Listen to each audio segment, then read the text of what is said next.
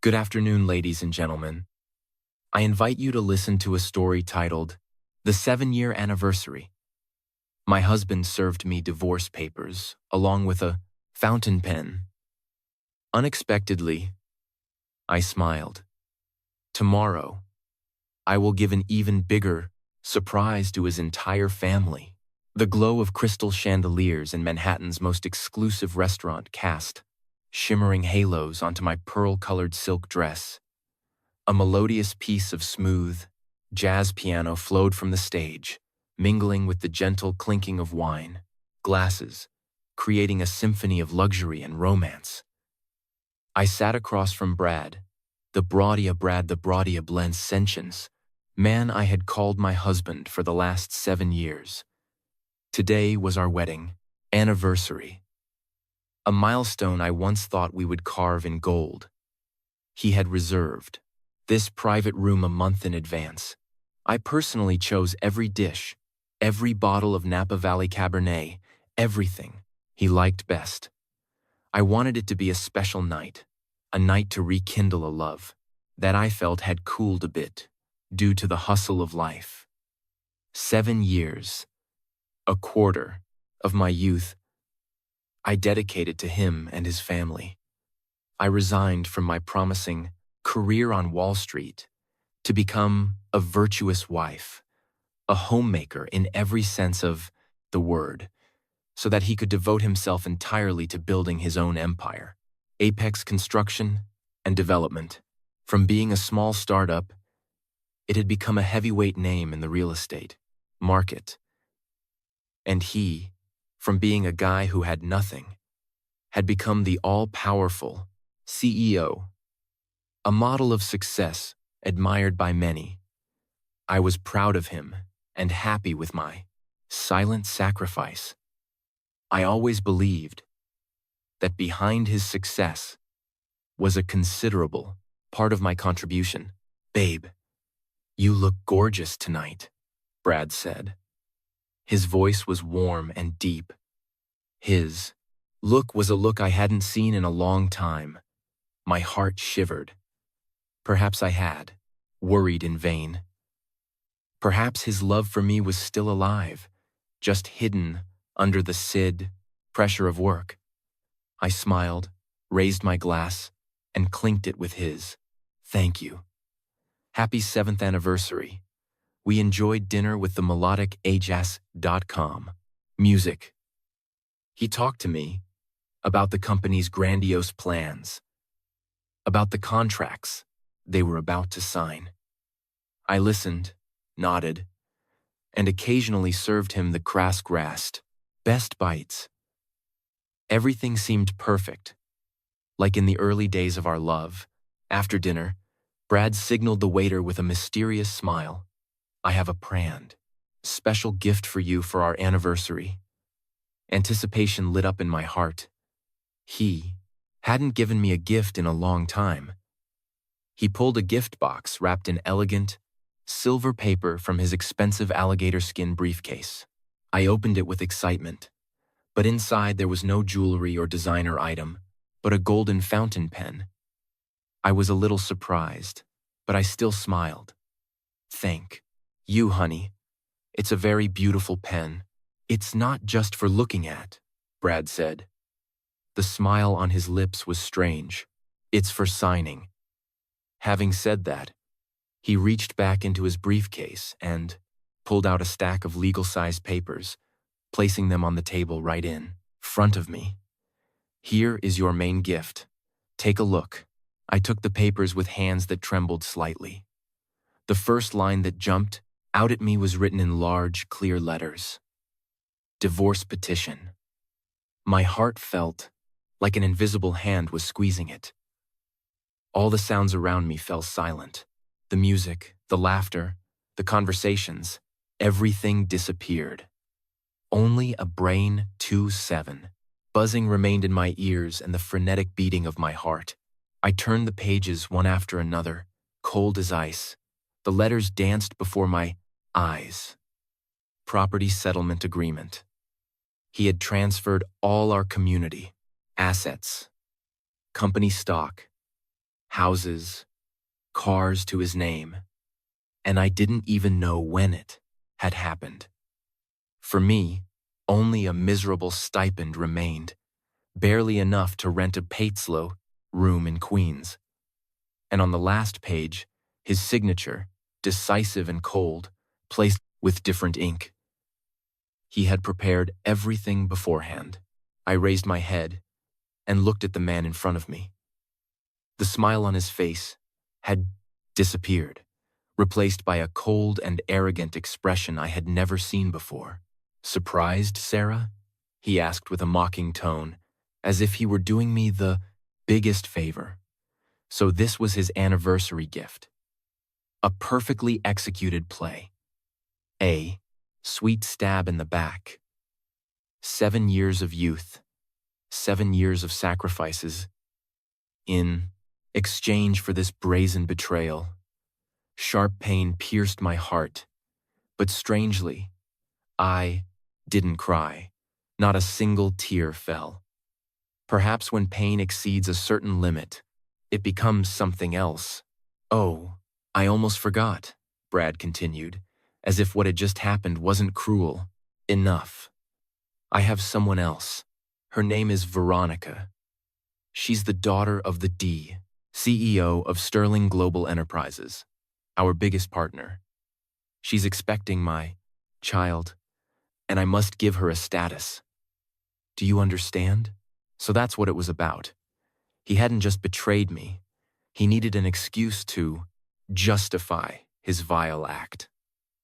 I looked at the man I once loved with all my being.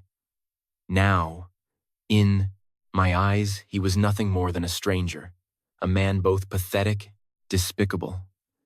The pain in my chest was gradually replaced by cold fury. I laughed, a light laugh, but sharp as a knife, resonated in the silent space. My smile made Brad pause. His smug expression was replaced by slight confusion. "Surprised?" I repeated. My voice had become firm. There was no longer a shadow of weakness in it. "Yes, it is really very surprising. I accept your gift." I took the golden pen he had just given me, removed the cap, and decisively placed my signature on the divorce petition, right below his.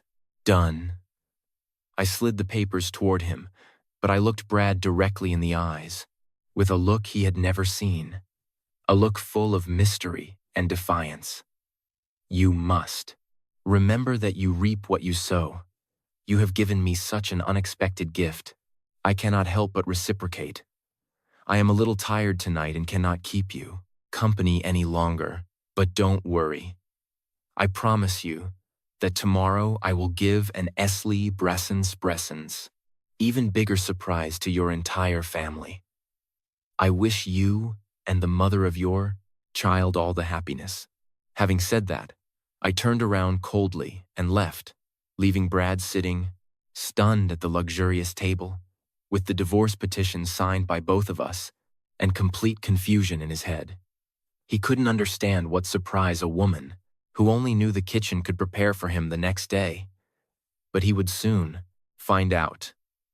Tomorrow, in this play, the director would be me. The preceding story may contain some fictional details and is created with the preceding story support of artificial intelligence for entertainment purposes, as well as to impart profound educational lessons about trust, betrayal, and the hidden strength of a cornered woman. I invite you to follow the development of events. I left the restaurant. The cold night wind hit my face, but it couldn't extinguish the flame burning in my chest. There were no tears because my heart was dead. 7 years of sacrifice. 7 years in the shadow of a man. All I received in return was humiliation, wrapped in the package of a luxurious anniversary dinner. I took a taxi, but I didn't go to the mansion in Greenwich, Connecticut that I once called home, but elsewhere, a place whose existence Brad and his family were unaware of. It was a luxury penthouse on the top floor of a skyscraper in Midtown Manhattan, overlooking Central Park, a place where I was truly myself, a place from which I directed my own empire behind the scenes. But before starting tomorrow's battle, I needed to return there one last time to collect what belonged to me and say a final goodbye to my stupid submission. When I pushed open the door of the mansion, the lights were still on. The atmosphere was not quiet, but one of dissimulated joy. Eleanor, my mother-in-law, and Tiffany, her daughter, were comfortably installed on the 30 sofa. Their faces shone as if they had just won the lottery. Seeing me enter, Eleanor didn't even bother to get up. She just raised her chin and said arrogantly, "So you're back. I thought you wouldn't have the nerve to show your face around here. Come on, collect your rags so there's more space in the house. And remember, only your personal things. Everything else in this house was bought with my Brad's money.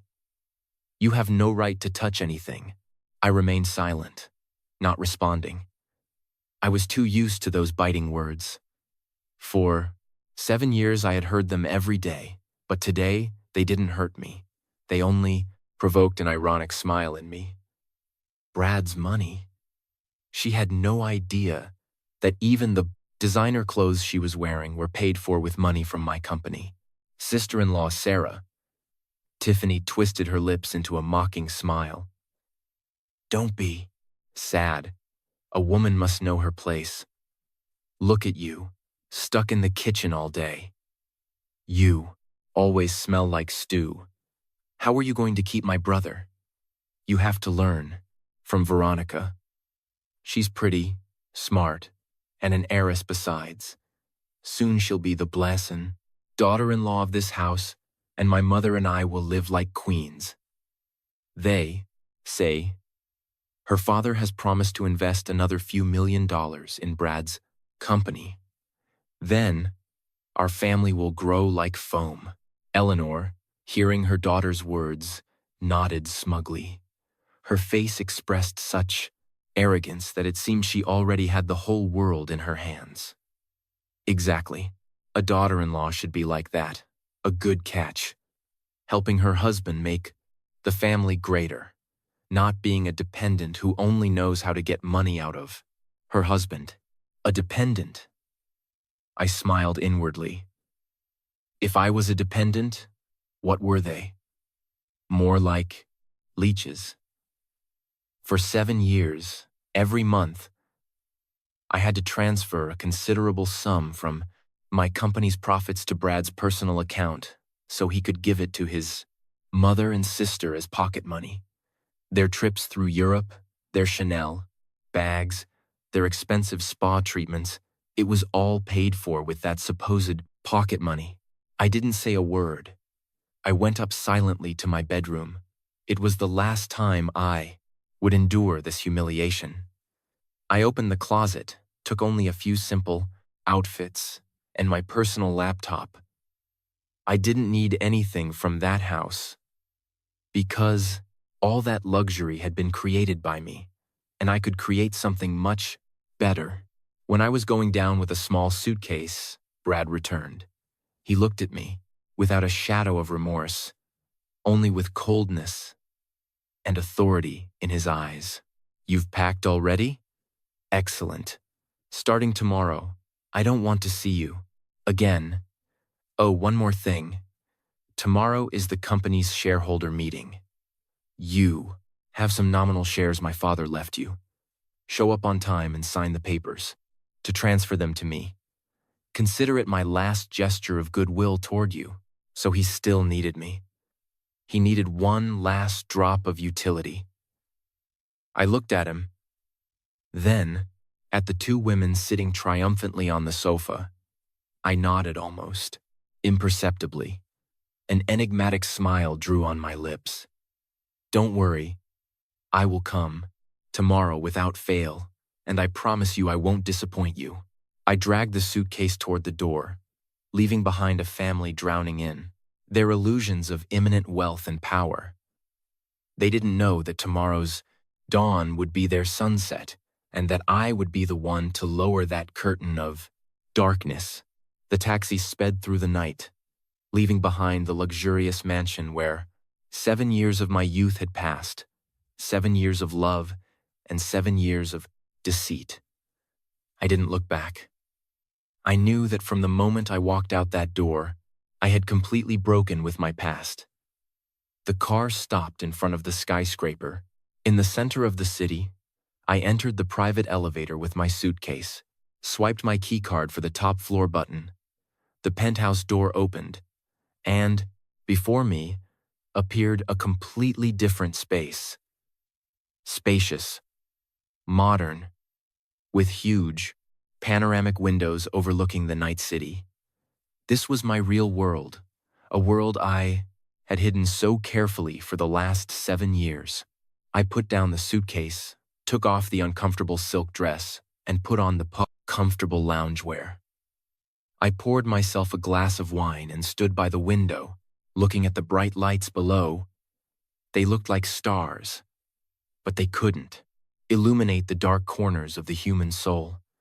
The memories of the last 7 years came back sharp, like in slow motion. I remembered the day of our first meeting with Brad. I was a recent graduate, full of ambition on Wall Street, and he was just a random employee in a small firm. We fell in love with pure and selfless love. It was I who saw his potential, who invested all my savings and my parents' inheritance to found Apex Construction and Development. Giving it its name, I stayed in the shadows, so he could be the CEO, so he could realize his ambitions. I was his Eminence Grise in all strategies. I spent sleepless nights perfecting business plans. I used my Dislier contacts to find partners, to guide the company through the most difficult moments. The company grew, and Brad changed. He was no longer that simple and sincere guy. He loved luxury parties, flattery. He began to despise me, the wife who only knew the kitchen. He decided that all that success was his merit and that I was just a lucky woman who had been there at the right moment. The change occurred perhaps 3 years ago when the company officially went public on the Prusen, NYSE. It was a great breakthrough that took Brad's name and Apex Construction to a new level. Since then, his long business trips and late-night meetings began. I naively believed those lies until one night, 6 months ago, I accidentally read a text on his phone that he had forgotten to delete. "Baby, thanks for the wonderful night. Can't wait for the day I can officially be with you. Kisses, Veronica." My heart shattered into pieces. The velvet curtain of a fake happy marriage was torn away. Veronica. I knew her. The daughter of the CEO of Sterling Global Enterprises, an important partner I myself had brought to the company. How long had they been seeing each other in secret? That night I cried all my tears, but after the Moncliers, unbearable pain came cold lucidity. I understood that I couldn't give up. I had sacrificed too much. I couldn't let those traitors take everything I had created. I started preparing in secret for today. I contacted the best lawyer in New Brost, York. I secretly gathered all the proof of Brad's infidelity, of his spending company funds to maintain his mistress and his family. I met with Brad's father, Robert, a good man, now retired and with fragile health.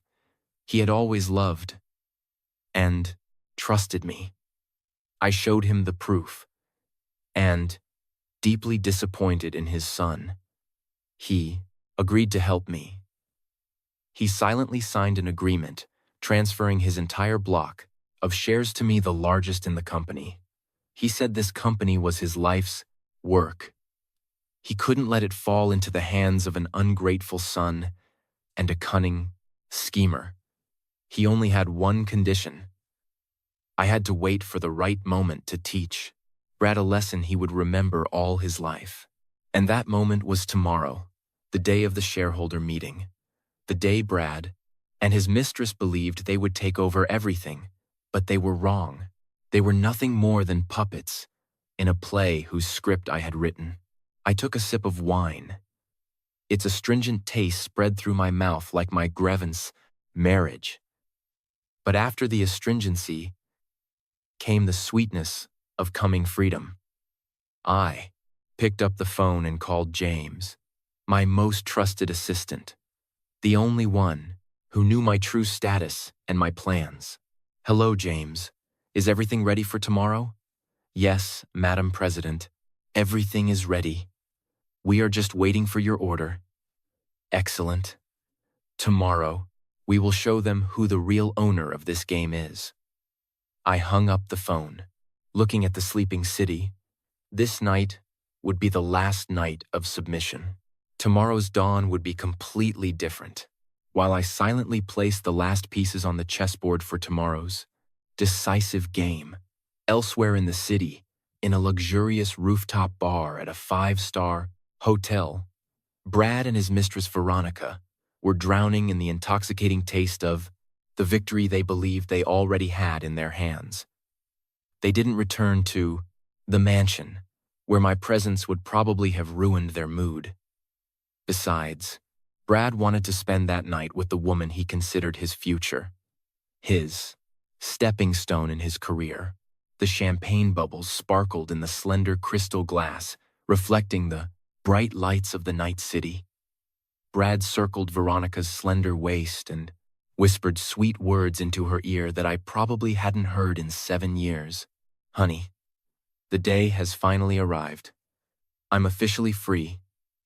Now, I can truly be with you, give you the status you deserve.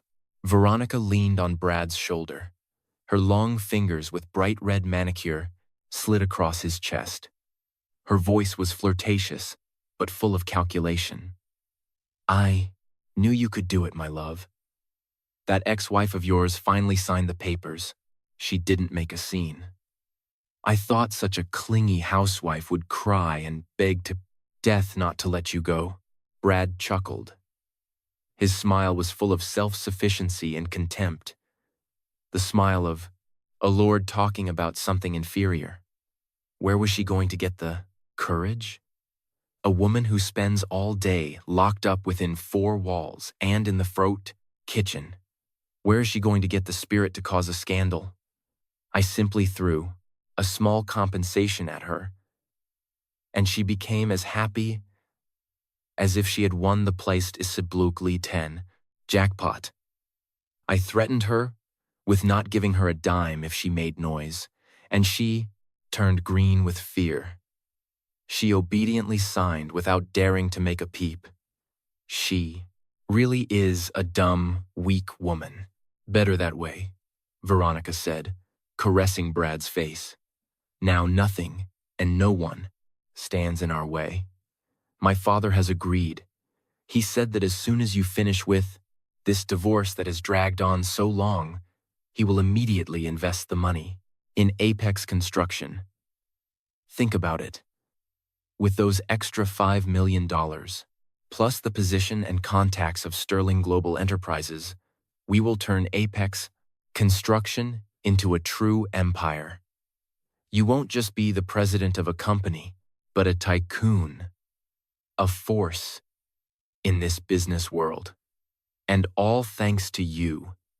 My love, my angle. Brad kissed Veronica passionately. His hands tirelessly explored the curves of her body. Tomorrow, at the shareholder meeting, I will officially announce the divorce before the entire company, and at the same time demand that that woman sign the papers to transfer the remaining 10% of shares that my father, not being in his right mind, left her. Although it is a small package, I don't want to be anything, not even the slightest thing related to her, remaining in my company I want to erase her completely from my life." Veronica frowned slightly, pretending to be thoughtful. "And will she sign? After all, for her, it's quite a bit of money. And if she changes her mind and starts creating problems?" Brad laughed again. The smile of a man who holds everything in his hands. A man who believed he could control everything. "Don't worry. I've spoken with the lawyer. Legally, those shares are considered community property. She won't be able to refuse to sign. Besides, I'll give her a little more money, so to speak, for her silence, so she gets lost faster. For someone like her, used to living quietly and depending on others, that money will be enough to live a carefree old age without creating problems." They clinked their glasses. The tinkling of crystal resonated in the air, celebrating a plan they considered perfect down to the smallest detail, seamless. They began talking about the wedding of their dreams they would celebrate on a private island in the Caribbean, about the new mansion they would buy after selling the old one full of negative energy, about the brilliant future full of power and money that awaited them. In the drunkenness of fake, love, material calculations, and power, they completely forgot my last words, words they considered only an outburst of anger from a loser woman. They couldn't even imagine that the woman they now despised, whom they considered a useless pawn on the chessboard, actually held the destiny of the prosody of the destiny, entire game in her hands. They enthusiastically drew a rosy future, not knowing that right under their feet, a deep abyss had already been dug, and that exactly at 8 a.m. the next day, I myself, without the slightest remorse, would push them into it. That night, Brad didn't come home. He stayed with his mistress in the Place, presidential suite of the hotel, enjoying the last moments of happiness and bliss. I, after arranging all matters, slept soundly. The most peaceful sleep in the last half year since the day I discovered the bitter truth. I dreamed of a bright sunrise over the sea and knew it wasn't just a dream, but an omen.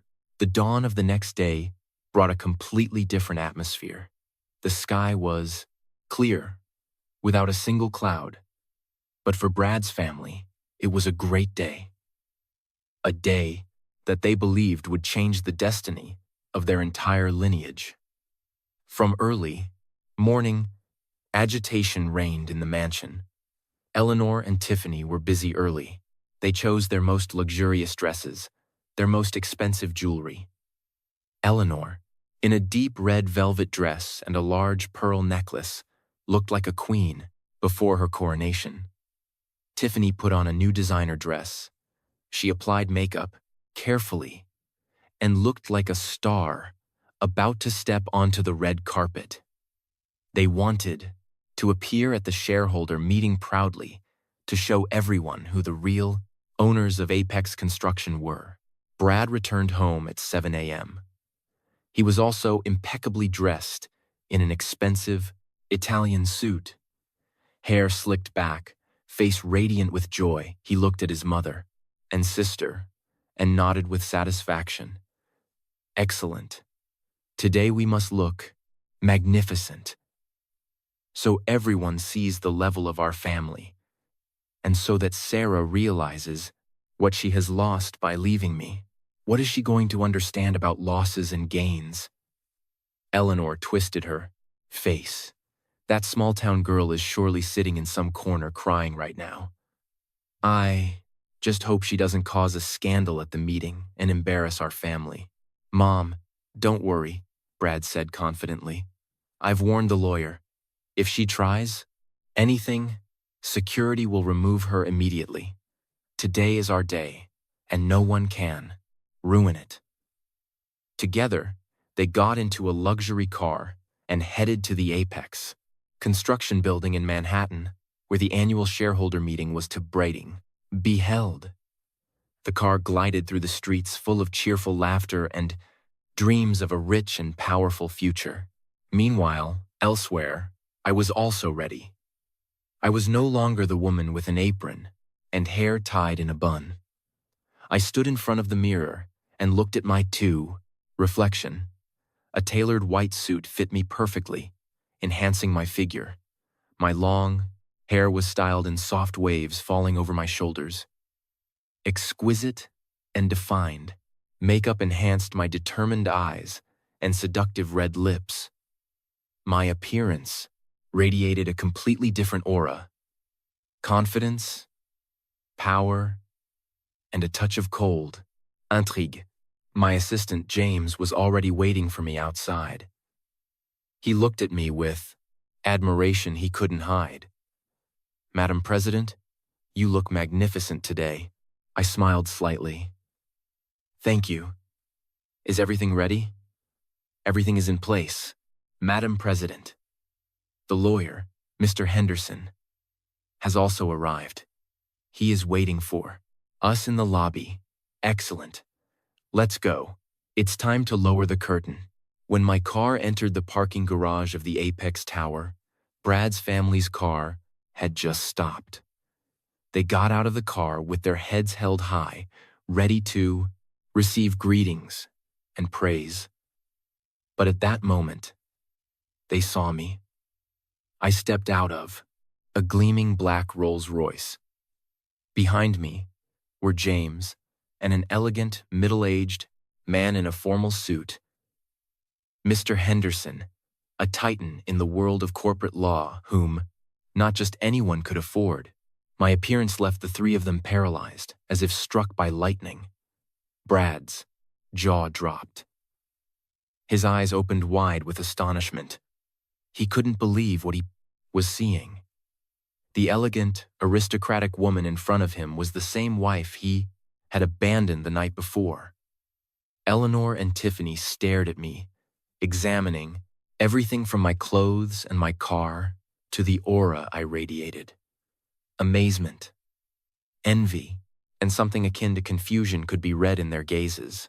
I didn't even deign to look at them. I acted as if they didn't exist, and with my head held high, together with the lawyer and my assistant, I headed to the main lobby of the building. Other shareholders had already gathered there. All eyes focused on me. Whispers began. They were surprised by my change, and even more by the fact that I was accompanied by Mr. Henderson. Brad and his family hurried to follow me. Their previous arrogance had evaporated, replaced by perplexity and a bad feeling. Their fateful day had officially begun. The great boardroom of Apex Construction, considered the heart of the company, was filled today with shareholders, large and small. The atmosphere was solemn, but no less tense. Everyone knew that the annual shareholder meeting defined the course, and future of the entire corporation. Everyone was waiting for the important speech of President Brad, a speech that was to outline the strategy for the next year of explosive growth, especially amidst rumors of an imminent injection of a huge investment. Brad was sitting in the president's chair. The expensive leather seat didn't seem to give him comfort. He tried to regain his usual confidence and poise, adjusting his tie, smiling at the shareholders, but his gaze drifted occasionally toward me. I was sitting silently in the first row, reserved for the founders, next to Mr. Henderson. My presence, with a completely new image, was like a thorn in his side, a false note in the symphony of victory he had already composed. Eleanor and Tiffany, as relatives of the president, also occupied seats of honor. They tried to look noble and elegant, but confusion could be read on their faces. Upon seeing my change and hearing the whispers around them, the meeting began. After formalities like the financial report and the summary of the previous year, the moment everyone was waiting for finally arrived. Brad, went up to the podium, cleared his throat, and began his speech. He spoke of the company's outstanding achievements, of impressive profit growth figures, painted rosy prospects for market expansion and acquisition of competitors. He spoke eloquently, convincingly, in the style of a talented leader so praised by the press.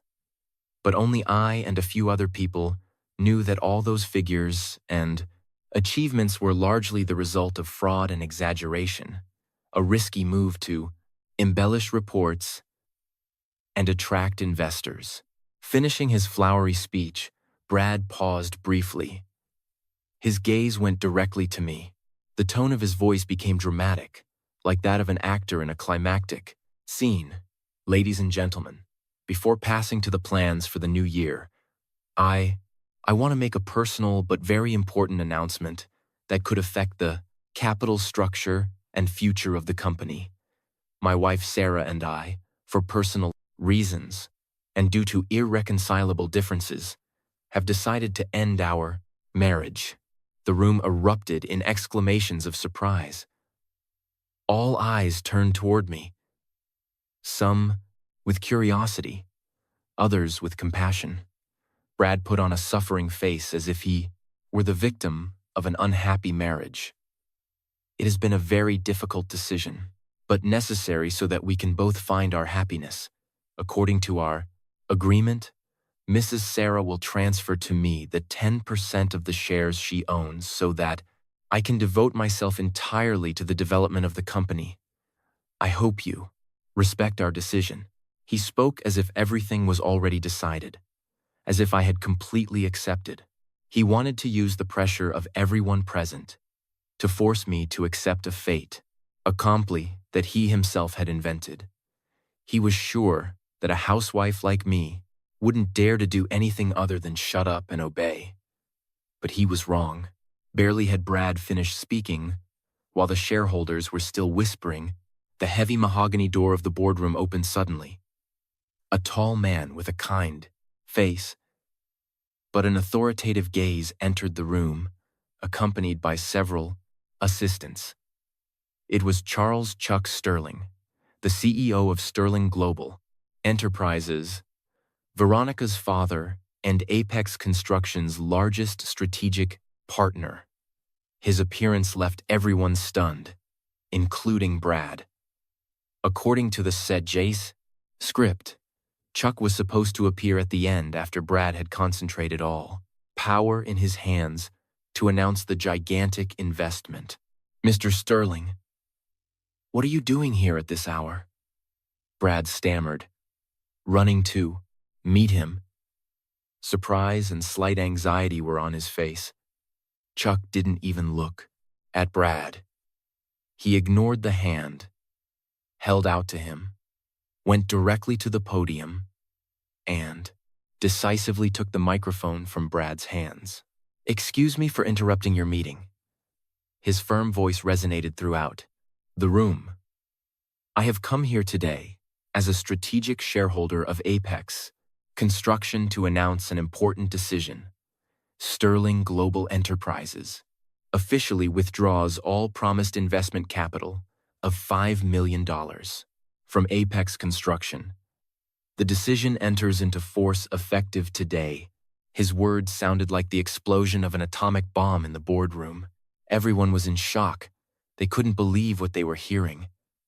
Brad turned, pale as paper and staggered. "Chuck, I mean, Mr. Sterling, you're joking, right? Why? Why so suddenly? We had already agreed on everything. If something is wrong, tell me. We will fix everything." Chuck turned to Brad and looked at him with contempt and disappointment. "Agreed? You still dare to talk to me about agreements? Do you think I'm a senile old man who can be easily fooled? You falsified financial data. You inflated the company's profits to deceive me, to deceive every shareholder sitting here. Do you think I don't know? No, this must be a misunderstanding. Someone has slandered me. Who? Who? Told you that?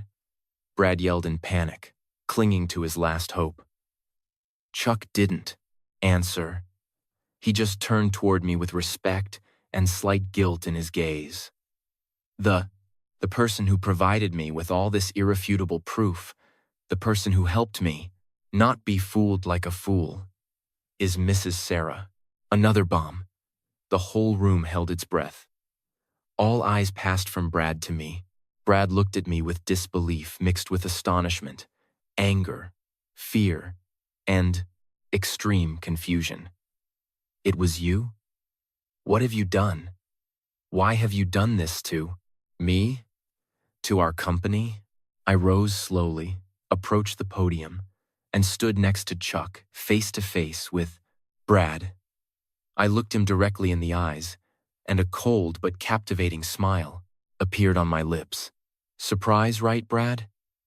And this is just the appetizer. You have taught me a very valuable lesson. In business, there is no place for blind trust. Thank you for this lesson. My first unexpected gift had been opened. Brad's perfect play was beginning to show its first irreparable cracks, and I knew he wouldn't be able to withstand what was to come.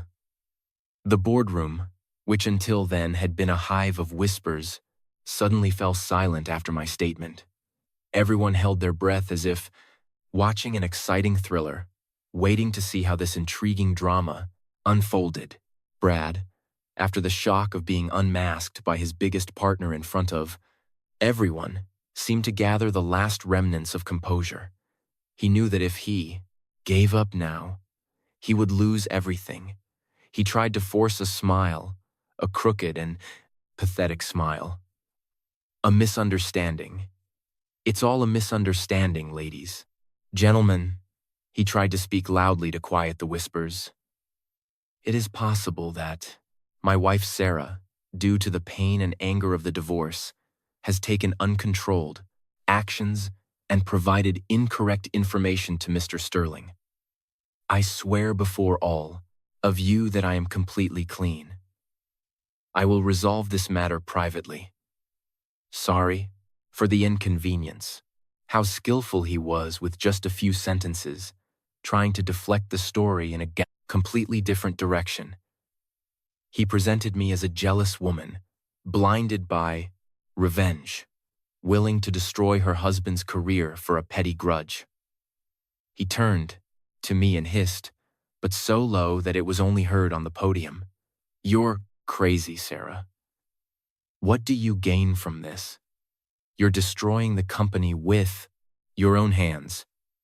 Do you realize that if Sterling withdraws the capital, Apex Construction will sink? I just looked at him.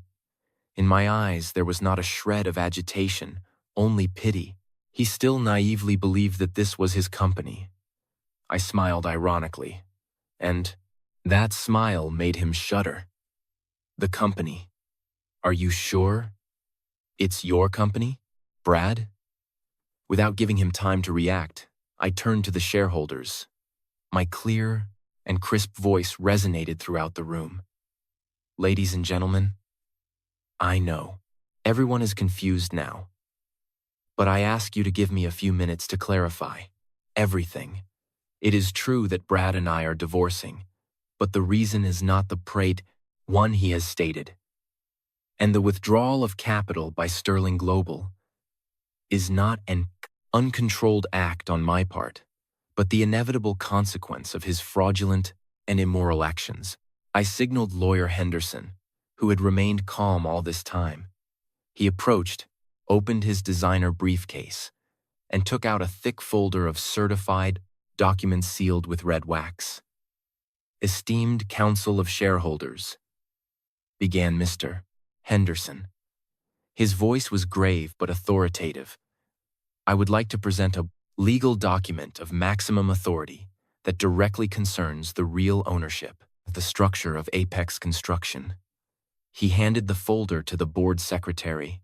The secretary, after a moment of surprise, quickly scanned the content and projected it onto the large screen for everyone to see.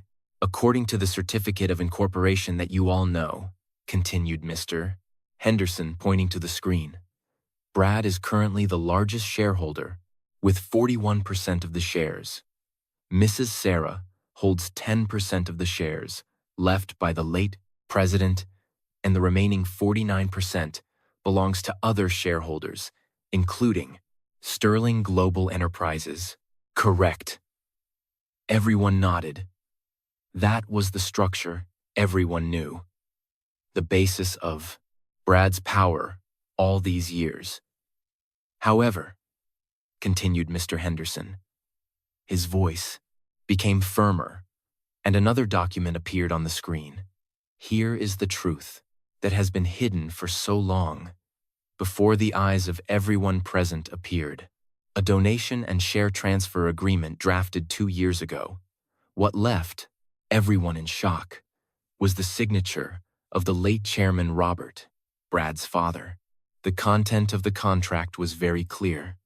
The late president, before his death, had voluntarily transferred his entire 41% stake not to his son Brad, but to his daughter-in-law, Sarah.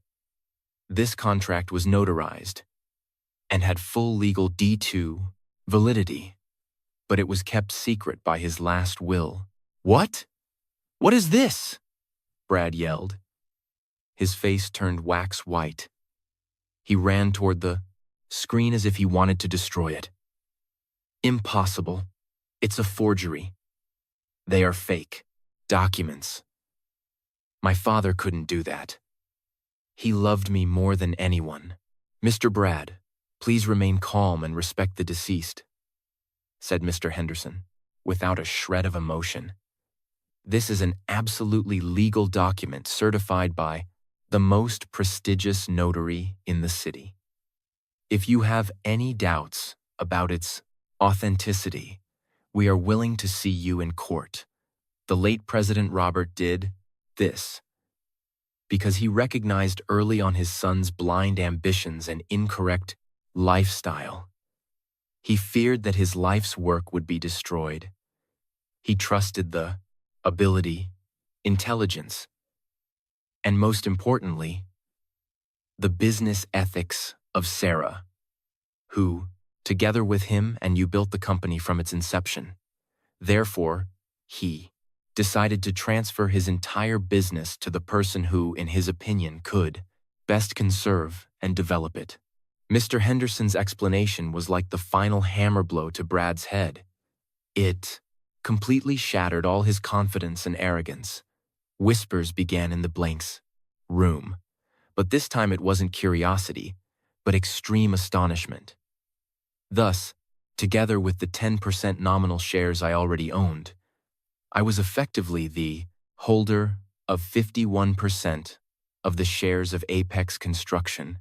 I was the real owner, the person with supreme power, and Brad, with his percentage of shares, was actually nothing more than a hired director, an employee in the very heritage he considered his.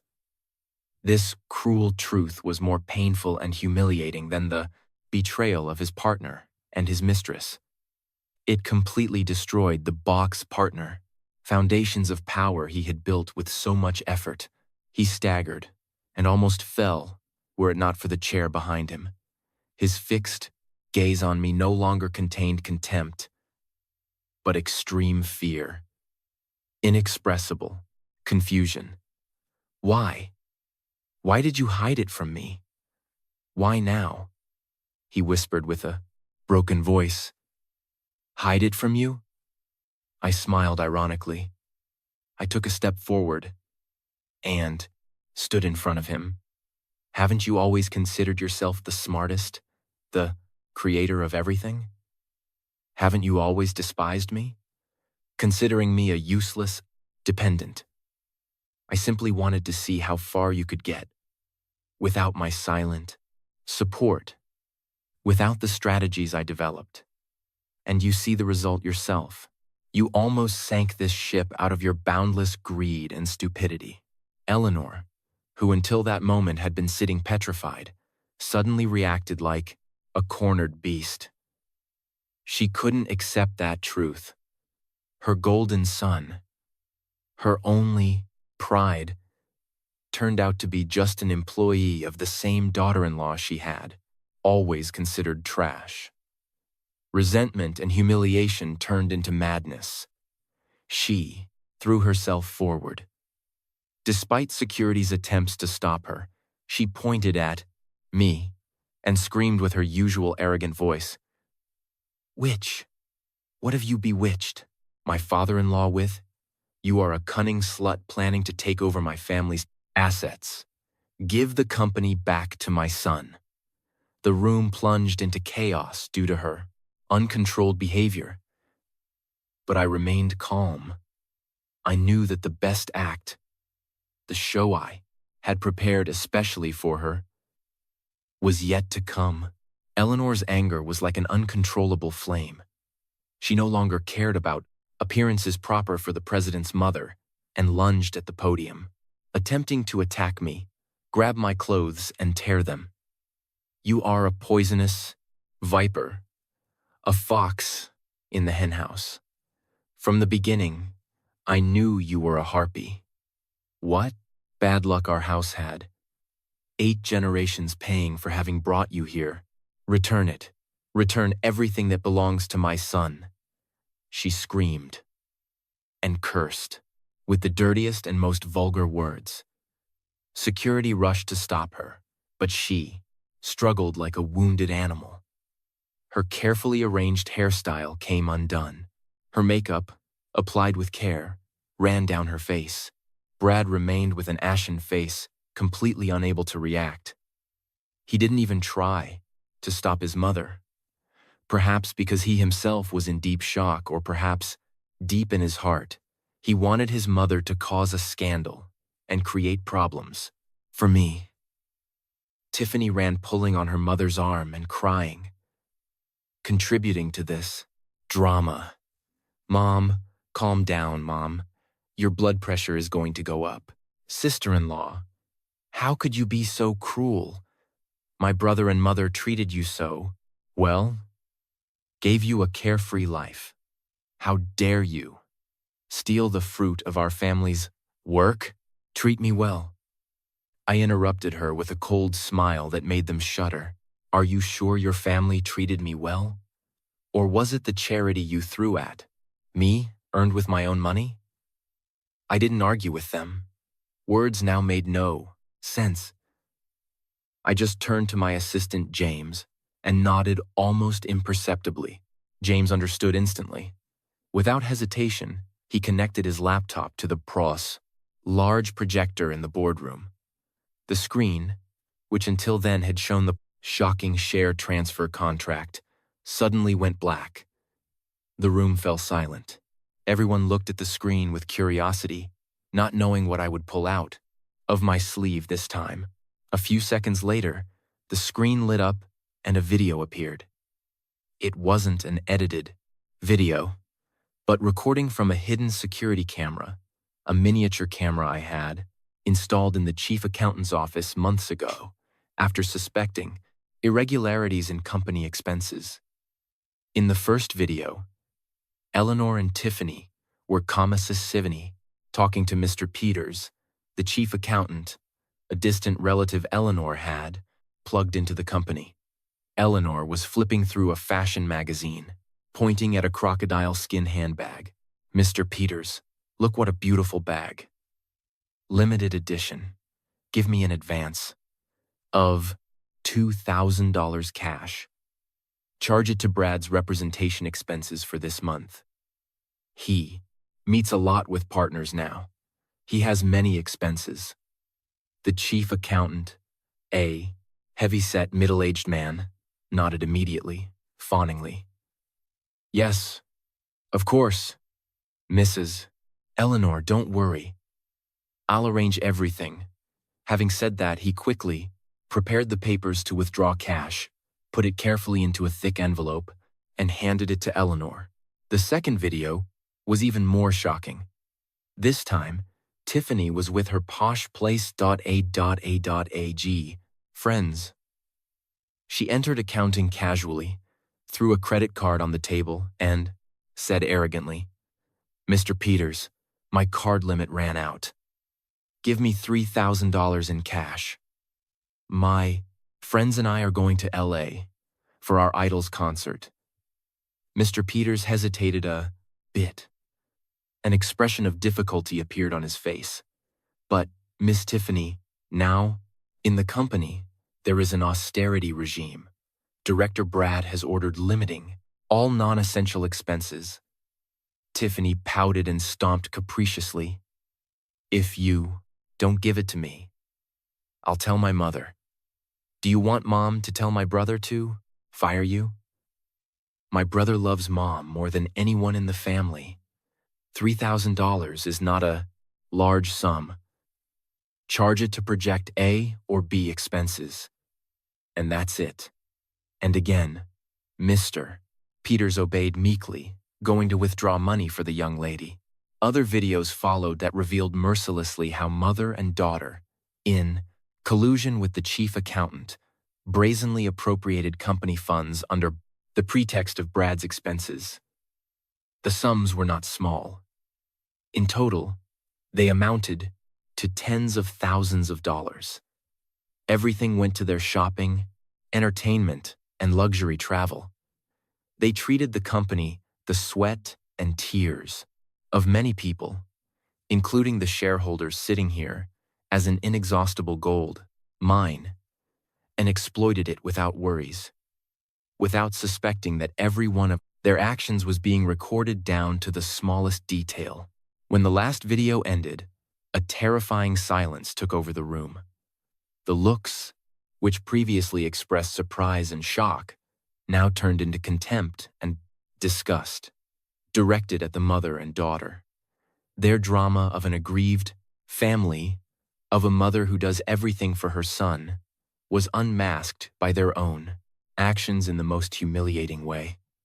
Eleanor stood petrified, her face turned white as death. She staggered, trembling, pointing alternately at the screen and at me, babbling something unintelligible. You, how could you? You set a placence trap for me." Tiffany had been sitting on the floor for a while, covering her face with her hands and crying from shame and fear. She understood that with such proof they were not only disgraced, but could face a trial. "Ladies and gentlemen," I broke the silence. My voice was cold, but authoritative. "This is how my husband's family treated me well, and how they contributed to the development of the company.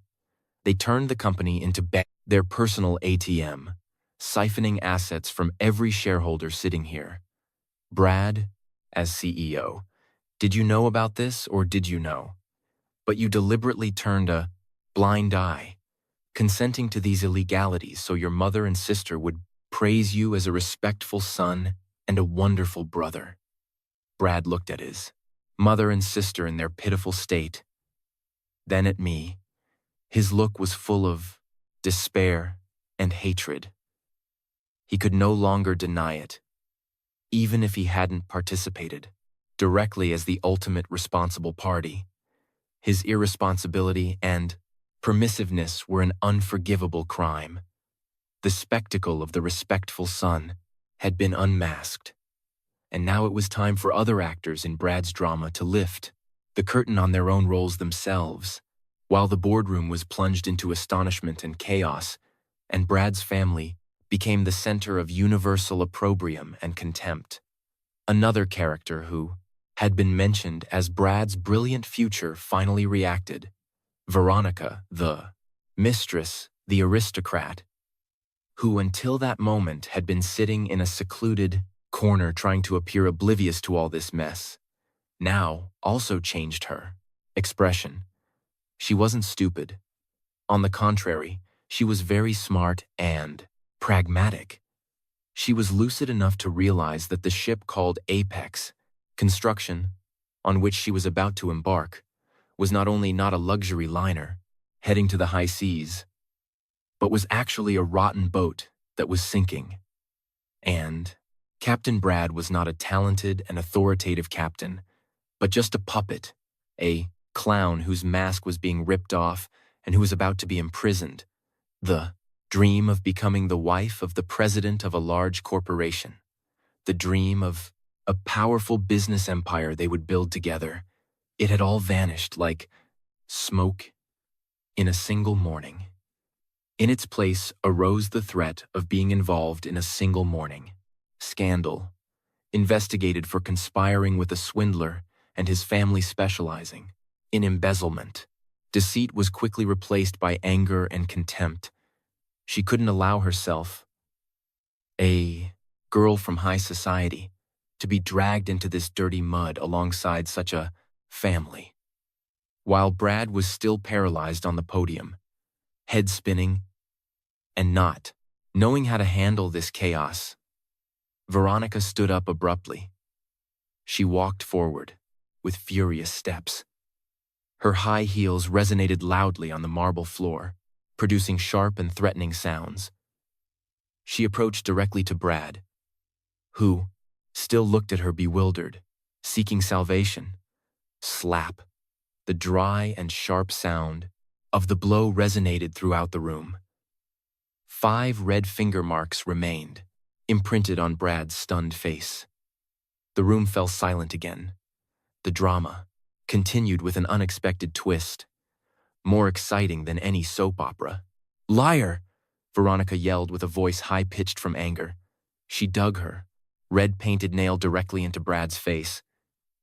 "You told me you were the president, that you had everything, that you were the most talented man I had ever met, and, in reality, you are just an employee, a puppet, nothing more, living off his wife. And on top of that, you had the nerve to deceive my father, to use fake financial reports to attract his investment. You are a scoundrel. You don't have a shred of conscience." Brad put his hand to his burning cheek. I didn't expect such a reaction. He stammered, trying to cling to his last hope. "Veronica, listen to me. It's not what you think. I can fix everything. We can fix it. Not what I think?" Veronica laughed with a poisonous and contemptuous smile. "Everything is very clear. And you're still going to deny it? A puppet director who will soon be left with nothing. A family of parasites stealing the company's money. With what right do you intend to marry me? Do you think my family is blind to take in such dead weight at home? A pile of trouble like this? You have stained my reputation." Having said that, she turned to her father, Chuck, who had remained all this time with a cold and impassive face. "Dad, forgive me. I was a fool to believe in the wrong man, to let his sweet words blind me. Let's get out of here. Another minute here, and I'll vomit from the humiliation." Then she turned sharply toward everyone in the room and declared loudly, as if washing her hands of any link with Brad, "I, Veronica, daughter of the CEO of Sterling Global Enterprises, declare that from this moment, between this man," she pointed at Brad with disgust, "and me there is no relationship. All business agreements he discussed with my father are also annulled. We never collaborate with scammers." Finishing, Veronica turned around proudly, took her father's arm, and left the room without looking back a single time. She left as cruelly and ruthlessly as she had arrived and burst into my marriage. Brad remained like a statue in the Barrier spotlight. He had just been overthrown and unmasked by the wife he had abandoned, and now his mistress, in whom he believed so much, whom he considered his future, his everything, had slapped him and abandoned him, and furthermore, had done so by humiliating him before everyone. Love, career, money, Honor, everything he had built so painstakingly on lies, had collapsed in a single morning like a sandcastle hit by a wave. He looked desperately at Veronica's back, then turned again toward me. In his eyes were hatred, but at the same time, pathetic impotence. Reflecting on that moment, I really felt how amazingly and justly the law of Dacians karma works. Brad paid with betrayal to the wife who had sacrificed everything for him, and in the end, received an even more painful and humiliating betrayal from the one he idolized. This proves that relationships built on deceit, material calculation, can never be solid. They are like a house without foundations. Just a slight breeze of truth is enough for it to collapse completely. After father and daughter left, leaving behind chaos and humiliation, a heavy silence took over the room. Everyone looked at Brad and his family with a mixture of contempt and gloating. Their drama had ended so pitifully, exceeding all expectations. But the surprises I had prepared for them didn't end there. I knew that to completely stifle their greed and any intention to resist, I needed to cut the last branch they could cling to. I returned to the podium, took the microphone, and my quiet but authoritative voice resonated again in the room, attracting all attention. Esteemed shareholders, excuse me, that personal matters have stolen so much valuable time from you. Now I would like to continue with the agenda. I looked at Brad, who was still in a state of shock, then at Eleanor and Tiffany, huddled in a corner from shame and fear. But first I have a third surprise, I said with a cold tone. This is a gift I want to offer exclusively to my ex-mother-in-law, who constantly called me a dependent. I signaled Lawyer Henderson. He opened his leather briefcase again and took out another folder that seemed even thicker than the previous ones. Mrs. Eleanor, said Lawyer Henderson seriously. He came down from the podium and approached her. According to our records, your family currently resides in the mansion at 9 Flower Street, in the exclusive Greenwich suburb, correct? Eleanor raised her head. Her lifeless eyes nodded mechanically. It was a luxury mansion, her greatest pride, the place she always boasted about to her neighbors, saying that her talented son had bought it. In that case, I am very sorry to communicate bad news to you, continued Lawyer Henderson without a shred of emotion. 6 months ago, to cover the huge budget deficit caused by embezzlement, by you and your daughter Tiffany, your son Brad had to mortgage that mansion as collateral for a large loan to maintain the company's operations. Eleanor and Tiffany froze. Brad also shuddered and protested weakly. No, I didn't do that. I didn't sign any paper. You didn't do it, but I did it for you. I interrupted him with an icy tone. As the largest shareholder and the person with supreme power in this company, I demanded that you sign a power of attorney that allowed me, in your name, to resolve urgent financial matters. And you signed without reading. Because at that moment all your thoughts were occupied flying with your mistress to Paris. You were too sure that I was a fool who understood nothing about business. Lawyer Henderson continued without giving them a second to think. The deadline for repayment of this loan, according to the contract, expired yesterday. And, of course, given the current financial situation of the company, the main cause of which is your family, we are not in a position to repay it. Therefore, in accordance with the law, the creditor has full right to foreclose on the Pont Night estate, mortgaged property, that is, your family mansion, to settle the debt. The creditor? What bank? I'll go and ask for an extension, stammered Eleanor. In her dull eyes shone a last spark of hope. I smiled with the enigmatic smile of the winner. It's not a bank. No bank would have approved such a large and risky loan in such a short time. The creditor is a private investment fund. I paused to increase the dramatic effect.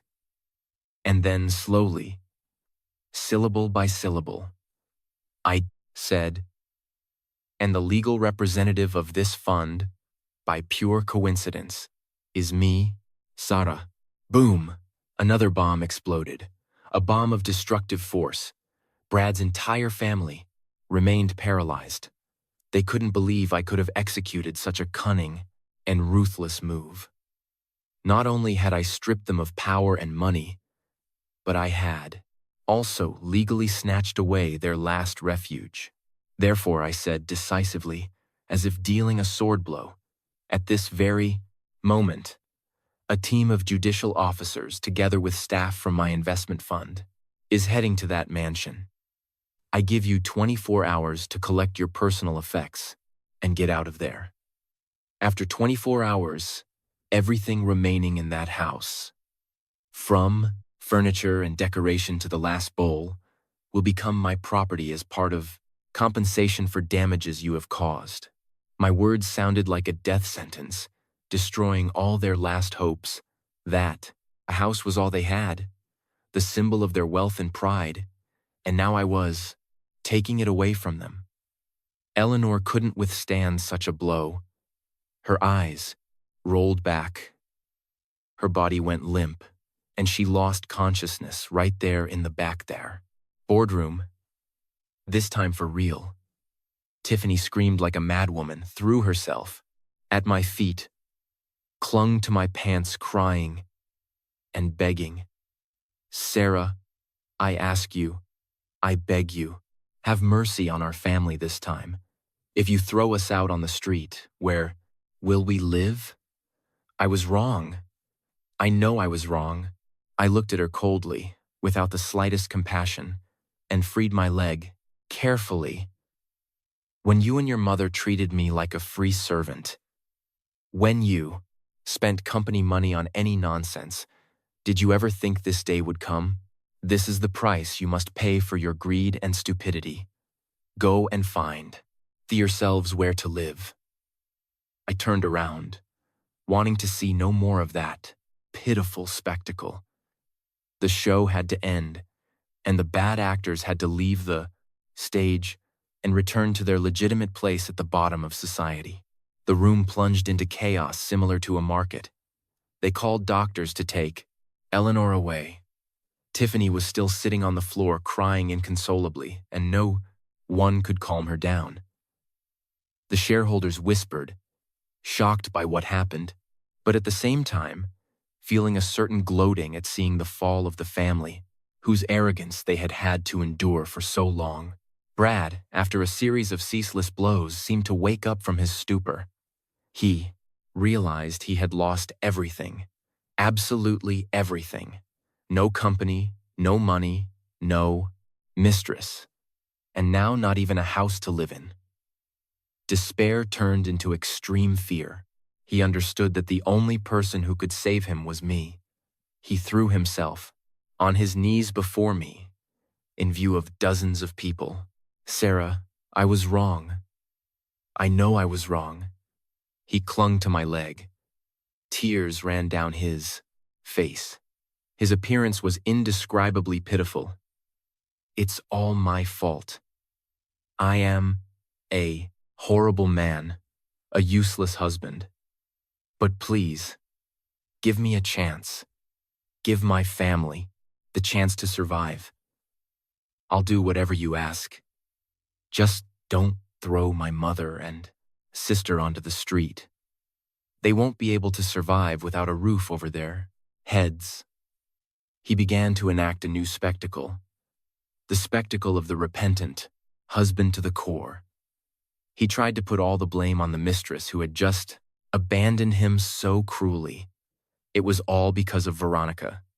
She seduced me. used her family's money and position to charm me. She said she loved me, that she would help me build my career. I just lost my head for a while.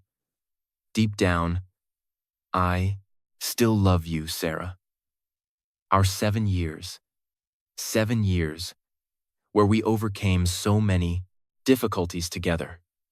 Have you really forgotten everything? Hearing those words, I only felt laughter and disgust. Even in such a situation, he could lie so brazenly. He thought I was still the same dumb, gullible, soft-hearted Sarah of the past. You love me?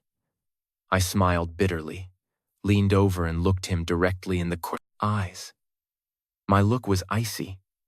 You say she seduced you, that you lost your head for a while. Then how do you explain this? I didn't need to say much. I just signaled, James. He, as if prepared, reconnected the laptop to the large screen. This time, they weren't videos of embezzlement, but a series of photographs and short clips. They were photos of Brad and Veronica, hugging and kissing passionately, luxury 5-star hotels.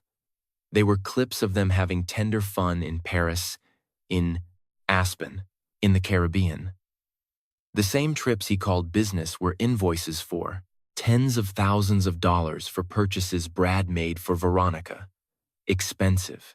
Sports cars, diamond jewelry, limited edition handbags. And most importantly, cruelest of all, were the dates of those photographs and invoices. They hadn't. I'd been taken a few months ago when he officially started dating Veronica, but over the last 3 years.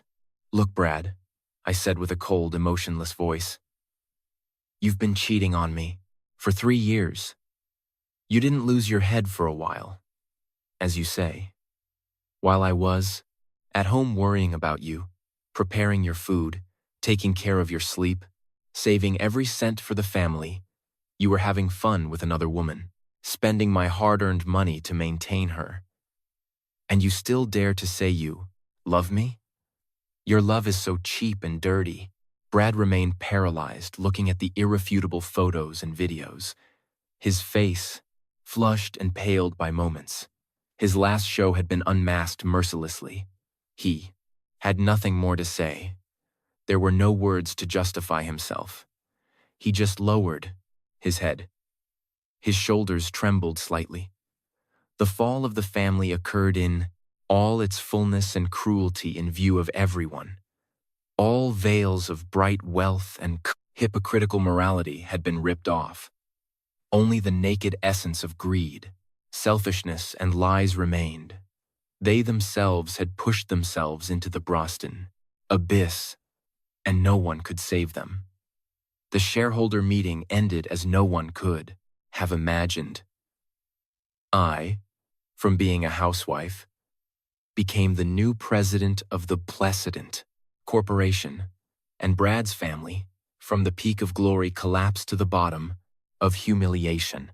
The shareholder meeting became a tragicomedy, and Brad's family the main actors in this pathetic play. But I knew that to completely repress any attempt at resistance, so they had not a single hope left. I needed to deal the final, decisive blows, reveal the most terrible secrets that only I knew, secrets that would definitively destroy the remnants of Brad's self-love. I looked at Brad, who was still on his knees on the floor, then at Tiffany, who was crying like a child whose candy had been taken away. Brad, get up. I want to clarify a couple more points before we definitely break all relationships. Brad staggered up. His gaze was empty. Now he was like a puppet with broken strings, completely at my mercy, without strength to resist. You said you were divorcing me because Veronica is expecting your child, correct? I asked with a uniform, emotionless voice. You had to give her and the child a status. That was the reason you gave me, and probably the reason she gave you to push you to a quick divorce. Brad nodded, weakly, like an automaton. It was the perfect excuse, the most convincing reason to abandon me humanely, to be able to convince himself he was a responsible man.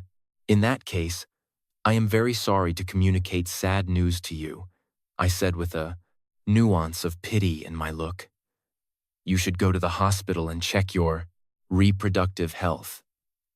According to the medical history I have here, I lifted a Bison's sealed medical folder 2 years ago after a severe complication from a viral infection. You developed secondary infertility. That is to say, you can no longer have children. The room shuddered again. Everyone gaped, disbelieving what they had just heard. Brad, for his part, looked at me with fixed eyes. No, impossible. You lie. You invented it to revenge yourself on me.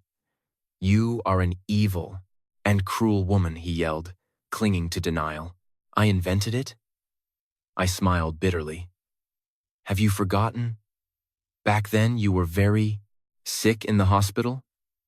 You spent a whole week in the hospital. It was I who spent many sleepless nights taking care of you, and these are the results of tests from Lenox Hill Hospital, the most prestigious in the city. The doctor spoke to me alone, but I asked him to keep it in the strictest secret. I didn't want to hurt you, hurt your pride, your male dignity. I hoped that if we tried, modern medicine could help. I even researched IVF methods, but I didn't expect that. While I fought to maintain the family, to protect you, you used a non-existent child as an excuse for betrayal to deal me a mortal stab in the back. The raw truth was revealed with ruthless cruelty. Brad froze. He tried to remember. Yes, once he was very sick in the hospital, and after that, his health worsened. But he couldn't believe this terrible truth. Then, whose child is she carrying in her womb? He whispered. That child, of course, is not yours, I said, with confidence and clear irony in my voice. Veronica is a smart and very cunning woman. She didn't just have you. She deceived you and her father. She had a relationship with another man and wanted to use that child as a tool to tie you down, to officially enter Apex Construction, become the owner, seize assets of both families. But she didn't expect her perfect plan to fail at the last minute because she underestimated this housewife too much. That truth was more painful than loss of assets, more painful than betrayal of his mistress. It struck directly at his self-love. The last remnants of his male dignity not only deceived him, they had turned him into a fool, a pawn in Tuche, someone else's plan. He abandoned the wife who had sacrificed all her youth for him to run after the one who had cheated on him, to raise another man's child. What pain could be more bitter? Brad collapsed on the floor. His crying now wasn't fake, but the scream of a completely broken and destroyed man. He had lost everything in the most pathetic way possible. The last secrets had been revealed. Not a single dark corner of lie remained. The show had really ended, with a tragic finale for the villains. After that fateful day at the shareholder meeting, Brad's family's life turned upside down, falling from the peak of glory to the deepest of hells. Exactly 24 hours later, as I had said, they were forced to leave the magnificent mansion in Greenwich. A professional team of judicial officers, together with security from my investment fund, supervised personally the process of collecting their belongings. They could only take a few suitcases with personal clothes and everything else. Luxury, furniture, designer items, everything they once considered the symbol of their status, was presented for subsequent sale. From being owners living in luxury with servants, in an instant, they became homeless. People, standing, bewildered, on the street with a couple of dilapidated suitcases. With the little money left to him, Brad could only rent a small, miserable, and damp room in a rough part of the Bronx. A 2-room apartment with peeling paint on the walls, old, cramped, and dirty furniture. This became the new home for 3 people used to a life of luxury. Such an abrupt fall from heaven to earth was too big a shock that none of them could accept. The following days became a succession of mutual accusations, reproaches, and self-torture. They were no longer a family, but 3 bitter enemies forced to live under the same cramped roof. Eleanor, returning from the hospital, was no longer an arrogant lady. She spent days crying, cursing, putting all the blame on Brad and Tiffany. It's all your fault. Because of this fool Brad who got taken for a ride by a woman and didn't even realize it.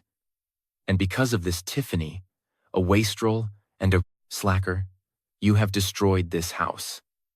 Now, you realize Tiffany, who was no longer a spoiled princess, didn't stay silent and replied to her mother with no less acrimony. And who is to blame?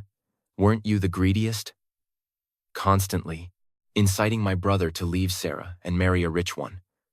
Weren't you the one spending money left and right? Now that everything turned out like this, who to blame? Brad, head of the family, now just sat in a corner, drowning his sorrows in alcohol. He no longer cared about anything. The shock of betrayal, the humiliating overthrow, had broken him completely. Every time he got drunk, destroyed furniture, yelled my name and Veronica's, and then lashed out insults against his mother and sister, calling them parasites and the source of all his ills. The small apartment shook every day with fights, insults, and the sound of dishes breaking. Neighbors, tired, tried to avoid them, to survive. Eleanor and Tiffany, 2 women who in their whole lives hadn't touched heavy work, now found themselves forced to seek employment, but without education, without experience, accustomed to laziness. They could only find the type of physical work they once despised. Eleanor got a job washing dishes in a cheap diner. Every day she had to deal with grease and dirt. Her hands, once cared for, became rough and calloused.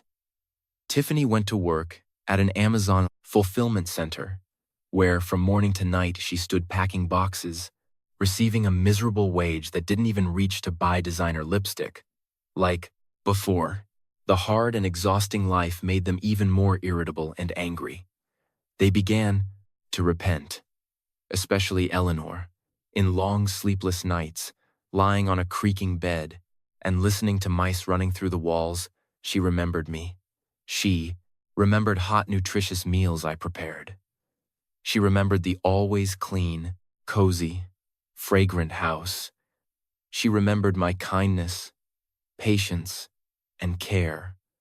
She began to understand that she had thrown out with her own hands a daughter-in-law worth more than gold, a real money-making machine. She had exchanged a diamond for trinkets, for empty promises, and now had to pay too high a price. But repentance came too late. It couldn't change the cruel reality they faced. They themselves had sown the wind and now had to reap the whirlwind, while Brad's family sank in the swamp of their fall and torment. In my life began a new chapter, bright and strong, like a phoenix rising from ashes. After the shareholder meeting, I assumed the position of president of Apex Construction. I decided to keep the name, not because feelings remained for Brad, but to remind myself of a past I shouldn't forget, and as a sign of respect to my father-in-law's initial efforts. My first step was a complete restructuring of the company. I fired all incompetent bootlickers, those who covered up Brad's family's illegalities, particularly the chief accountant. In their place, I promoted truly capable people, those who had worked silently for the good of the company but had been repressed. My assistant James, thanks to his intelligence and loyalty, was appointed vice president, becoming my right hand. Under my direction, the company seemed to come to new life. I closed all fake projects. I ended inflated profit figures. I focused on developing key products, improving quality, and restoring reputation among clients and partners. Chuck Sterling, CEO of Sterling Global, seeing my capacity and determination, decided not to withdraw capital. On the contrary, he decided to invest even more, becoming an important strategic partner. He said he believed in a woman, leader possessing both talent and morality. Like me, the company stabilized, gradually, and began developing sustainably. I became a new symbol in the Prosix business world. A young, beautiful, talented, and powerful female CEO. Economic magazines began writing about me. My story became a source of inspiration for many people, especially women. I no longer lived in the shadow. I enjoyed my free and independent life. I bought a new apartment, designed it myself in my favorite style. I dedicated time to myself, traveled, met friends. I understood that a woman's happiness depends on no man. True happiness comes from independence, self-confidence, and ability to love oneself.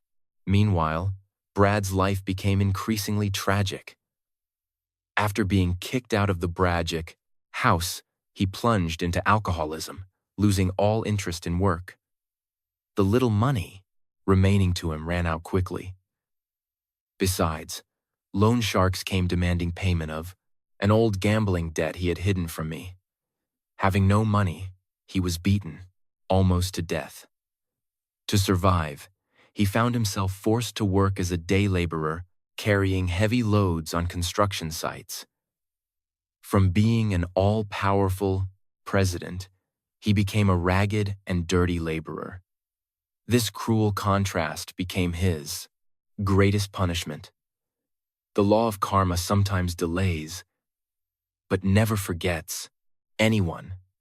For Brad, it wasn't only spiritual and material punishment, but also severe punishment according to law, his financial frauds, falsification of data, to deceive partners during his arbitrary management of the company.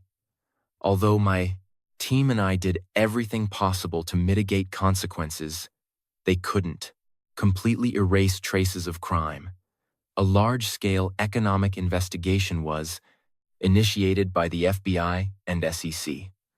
With irrefutable proof we provided and testimonies of ex-employees, an official arrest warrant was issued against Brad for serious economic crimes causing major damage to investors. On the day of his arrest, it rained heavily, as if crying for a man who had destroyed his life with his own hands. No one came to visit him. No one showed interest. His mother and sister, after such a strong blow, had gone to a small trailer park in Oklahoma with relatives. They were too ashamed to stay in the Propling city and didn't have a cent to try helping him. He remained completely alone, forced to assume responsibility for his unforgivable mistakes. A few months later, before Brad's trial, I received a letter from him, a letter scrawled on crumpled paper from Rikers Island. In the letter, There were no longer reproaches or accusations. He wrote about his deepest repentance, about how he had realized how wrong he was. He wrote that days spent in those cold walls had been the most lucid of his life. He had had time to reflect, especially to realize that the most valuable thing he lost wasn't the company or money, but me. He didn't ask for forgiveness because he knew he didn't deserve it. He just had one last request: to see me once before trial.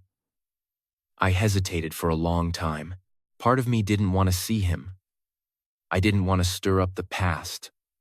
But another part impelled me to go. I wanted to close this story completely, put a real final point to that dead relationship. I went to the detention center. We sat facing each other, separated by thick, cold glass. Brad looked haggard, had aged 10 years. Gray strands appeared in his hair. His eyes, once full of pride, now were sunken and lifeless. He looked at me with a look full of fatigue and repentance. "Thanks for coming," he said with a hoarse, choked voice. We barely spoke.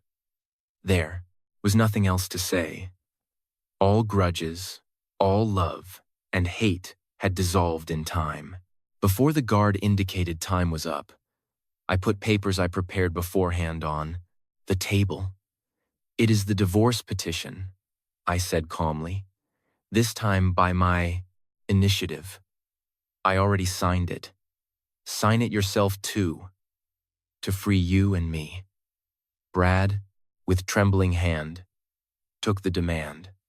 His thin fingers slid over my signature. He looked at me, and a hot, late tear rolled down his sunken cheek. "Forgive me, and thanks for everything." Those were his last words to me. I got up and left. I didn't look back a single time. When I came out through heavy old iron doors of the detention center, warm, bright afternoon sun illuminated everything. I breathed deeply, feeling the smell of freedom of a new beginning. The past had really remained behind those cold, dark walls. My future was clear, blue, infinite sky ahead. A few years later, Brad got out of prison early for good behavior. He didn't return to the city. According to rumors, he went to a faraway trailer park, somewhere in rural Oklahoma, where he started a new life from zero. Eleanor and Tiffany, after several years of hard life, also changed. They stopped being scathing and scandalous. They became silent and withdrawn. They stayed to live in the trailer park, and perhaps that was the quietest end they could have. And I found my new happiness. James, my assistant, my friend, the partner who always stood by my side in the most difficult moments, finally became my husband. Our love wasn't noisy or ostentatious. It arose naturally, built on mutual understanding, trust, and respect. Together we directed the company, taking Phoenix Group, as Apex Construction was now called, to a new level. Together we built a happy family with intelligent, wonderful children. My story had ended, but my life continued opening new bright pages full of hope. I learned a very expensive lesson. The value of a woman does not lie in who she sacrifices herself for, but in how high she rises after every fall and how she herself creates her own happiness, her own kingdom. Ladies and gentlemen, here concludes Drama of Brad's Family and Life of Heroine, Sarah. A journey full of intrigue, exciting turns and tears, not only characters, but perhaps also us, those who followed story with bated breath. When velvet curtain falls, when stage lights go out, in our hearts remains not only satisfaction for Trader's End, but also profound reflections, valuable lessons this story brings us. It is not just a story of love and betrayal. It is a harsh sentence against greed and illusions and beautiful song to strength, wisdom, and rebirth of woman. First and most important lesson this story wants to transmit is value of independence and ability to love oneself, especially for women. Our heroine, Sarah, in first 7 years of her marriage, committed mistake many women usually commit, sacrificing blindly, resigned her career, hid her skills, accepted being silent shadow behind husband, with naive belief that sacrifice would be valued, that would build castle of happiness. But got wrong. Sacrifice not only wasn't valued but despised, was considered dependent, burden. This created fertile ground for growth of Brad's arrogance, until believed all success was his merit and simple wife no longer up to his standard. This story is severe warning. Dear women, never give up yourselves, never abandon career and financial independence for any man. True love isn't unilateral sacrifice, but joint growth. Man who really loves you never wants you to be shadow but will feel proud and encourage you to shine your way. Always have plan B in life. Prepare always for worse scenarios. This preparation isn't pessimism but wisdom, self-protection. Way to love and protect yourselves from unpredictable storms of life. Second lesson we can extract is profound understanding of nature, of greed and illusions. Brad's family is clear example of how people blinded by greed, vanity can become stupidly cruel. Lived in illusory world, created by themselves, illusions about Brad's talent, illusions about eternal wealth, illusions about status of family. Despised Sarah, not because was bad, but because, in their eyes, value of person measured by money and position visible, couldn't see her true value, intelligence, hidden potential, and was precisely that illusion, that myopia, what made pay too high price. Threw out, with own hands, hen with golden eggs to embrace time bomb. This reminds us that in life never should judge people by appearance. Never should underestimate silent people, because in calm, waters hide greatest dangers. And what is more important, must know how to value what one has. Greed is bottomless pit. Once fallen in, drags to bottom of unhappiness, turns into moth flying toward fire. And perhaps deepest humanistic lesson is story about revenge and forgiveness. Sarah's revenge was magnificent, intelligent, decisive. Makes us feel satisfied, but if look deeper, see wasn't simply revenge but way to restore justice. Sarah didn't use dirty tactics, didn't resort to violence, used intelligence, meticulous preparation, power of truth, power of law to unmask those who harmed. Revenge wasn't only to satiate anger, but to protect work, assets, restore, correct order of things. This is very important lesson.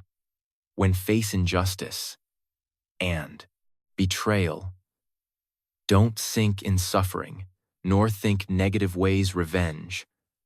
Transform pain into strength, remain calm, gather proof, use law, civilized methods to protect rights.